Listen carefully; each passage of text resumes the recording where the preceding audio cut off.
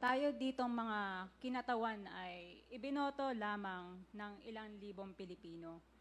Ngunit ang kasama natin ngayon ang Pangulong Duterte, ang most voted Philippine leader ng 2016.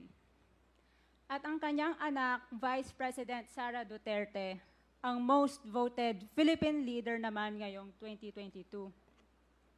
I would like to manifest na gusto ng sambayanang Pilipino ang pagdurog niya sa mga kriminal, durugista at NPA na terorista. Kaya sila ibinoto at patuloy na mahal ng mga Pilipino. Kaya gusto natin ng patas na hearing. Sana sinama natin dito ang libo-libong mga magulang na ang mga anak ay biniktima ng mga durugista. Ang mga ordinaryong Pilipino na naglalakad galing trabaho, tapos sinaksak o pinatay ng adik, lahat ng mga kababaihan, na kahit pati infant na babae ay ginahasa na ng adik. Libo-libo rin ang kanilang mga magulang at mahal sa buhay na wala dito ngayon. Awang-awa ang mga Pilipino sa mga inosenteng pamilyang na ito, kaya niluklok ng bansa ang Pangulong Duterte. Ang drug war ng Pangulo ay policy lamang. Hindi ito natupad kung hindi ito pinondohan ng Kongreso ng 6 na taon. Majority pa nga dito sa mga kinatawan ay naka-Duterte fist pa nung buong 6 na taon eh. Ang Duterte Youth Party List po ay patuloy na naninindigan sa Pangulong Rodrigo Duterte at pangalawang Pangulo, Sara Duterte, na naglingkod ng maayos, dumurog sa mga durugista, kriminal at NPA na terorista para proteksyonan ang milyon-milyong Pilipino. Bakit wala nag-iimbestiga dito o nag-iimbita sa atin sa sobrang raming Pilipino na biniktima ng mga durugista?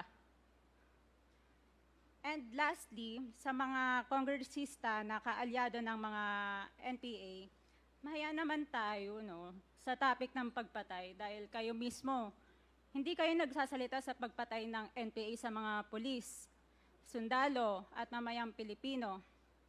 Pati rin po sa mga natitirang resource persons na gusto mag-abogada papuntang ICC, si Attorney Maria Cristina Conti, na kandidato ngayon ng Bayan Muna Party List. Kasama po ang inyong katabi na si Nery Colmenares ng Bayan Muna. Sa NPA, nire-recruit ang mga kabataan para pabagsakin ang gobyerno at pumatay ng mga pulis, sundalo at tropa ng gobyerno. Di nyo naman kinokondena ang pagpatay nila. Ang kinokondena nyo ngayon ay ang dalawang naging most trusted leaders ng bansa na todo effort protektahan ang milyong-milyong mga Pilipino. In support sa advocacy sa Pangulong Duterte, ang Duterte Youth Party List ngayon, Kongreso ito, ang kaisa-isang nagpapanukala ng pagbalik ng death penalty para sa mga rapist, kidnappers, durugista at terorista. In behalf of the Duterte Youth Party List, kami ay nagpapasalamat sa todong suporta ng Pangulong Duterte at VP Sara Duterte sa mga tropa ng gobyerno at sa pagdurog nyo sa mga kriminal, durugista at NPA na terorista. Yun lang po. Maraming salamat po, Mr. Chair. At Thank you, magandang gabi po. Congresswoman. Salamat, Ma'am. Mr. Chair. Bawal po pumalakpak dito. Kung gusto niyo pumalakpak, doon kayo sa labas. Maaari ba?